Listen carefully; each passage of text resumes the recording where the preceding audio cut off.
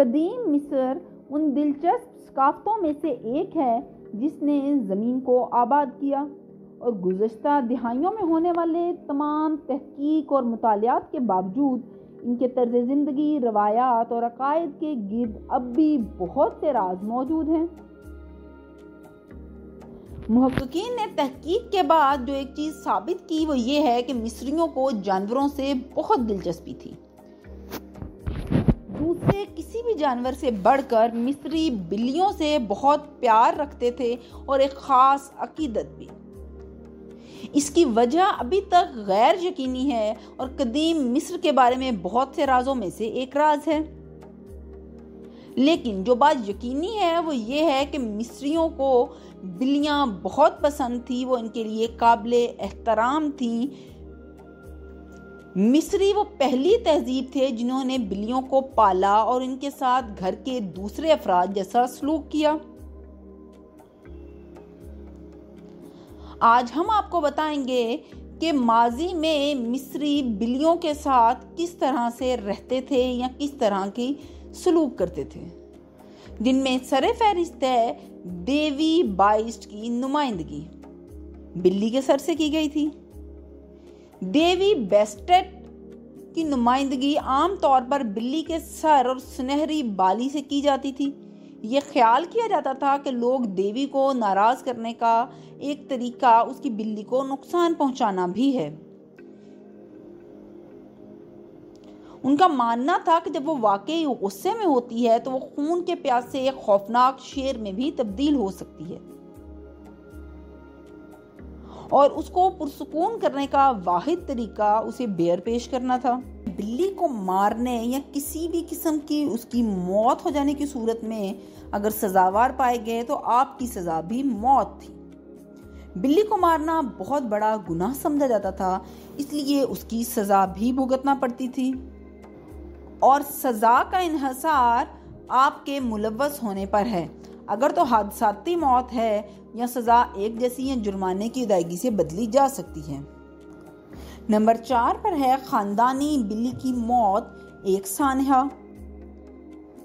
مصری بلیوں کی بھی ممی بنایا کرتے تھے۔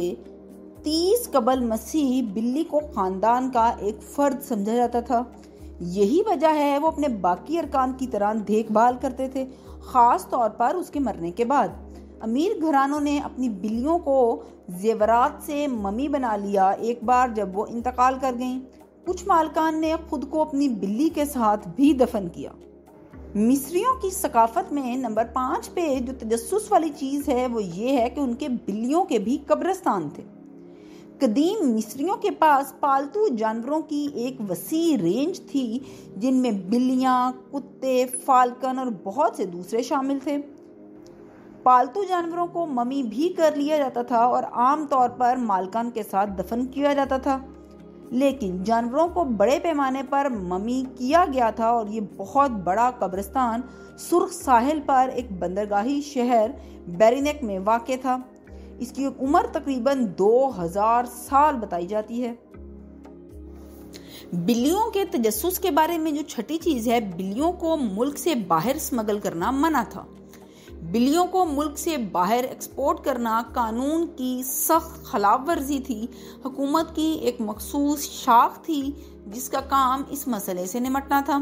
سرکاری ایجنٹوں کو دوسری زمینوں پر بھیجا گیا تاکہ وہ بلیوں کو تلاش کر سکیں جو کہ اسمگل کی گئی تھی، اور انہیں واپس کر دیا گیا۔ نمبر 7 پر ہے مصری بلیاں ہماری بلیوں کی طرح نہیں۔ کسی بھی دوسرے پالنے والی نسل کی طرح جنگلی بلیوں کا ایک مختلف آئین تھا جو انسانوں کے ساتھ مسلسل رہنے سے بدلا ہوا تھا۔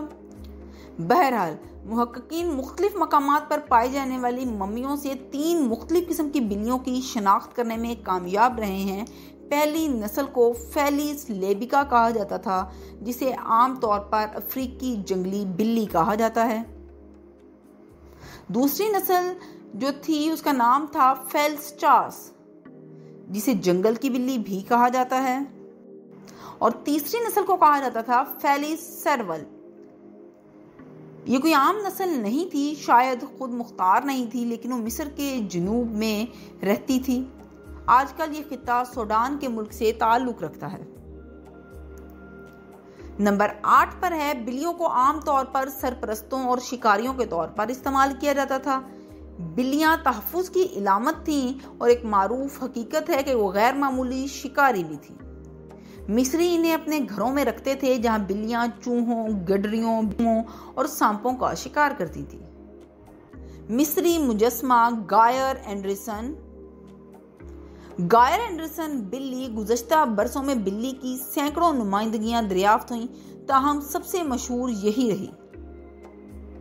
ये मुजस्मा बहुत से मुसन्निफ़ीन, फनकारों और मुजस्मा साजों को अपनी खूबसूरती और दिलकशी के लिए मशहूर करता है।